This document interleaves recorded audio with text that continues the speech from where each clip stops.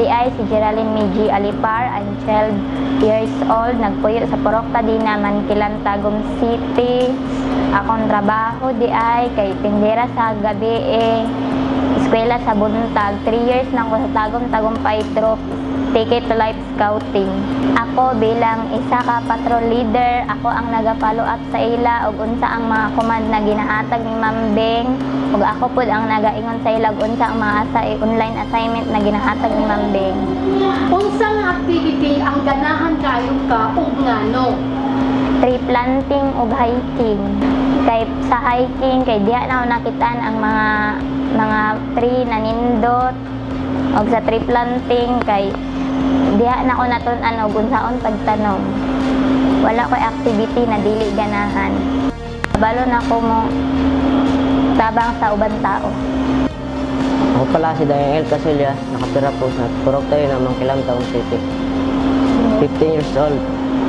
3 years na 3 years na ako sa Ticket to Life Tagum Paitro.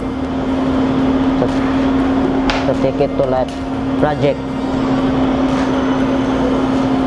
Ang trabaho po na ako kay labor sa gabi eskwela sa Buntag.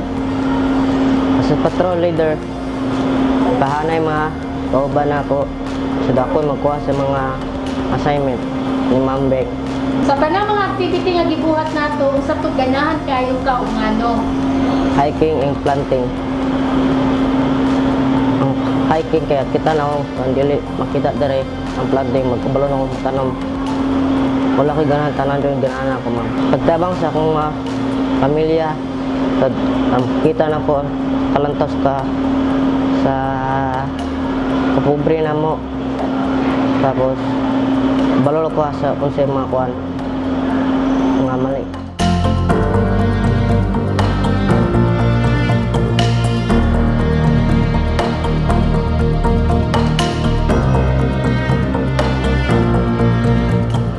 Nagsimula ang Ticket to Life 2019 hanggang sa ngayon.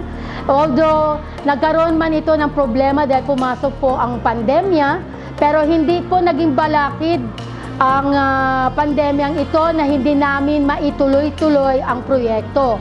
Natigil man ito noong March of 2020 pero natuloy po ito noong 2021 at nagkakaroon po ako ng home visitation, orientation sa mga magulang na mga members na dating members na ng Ticket to Life since 2019.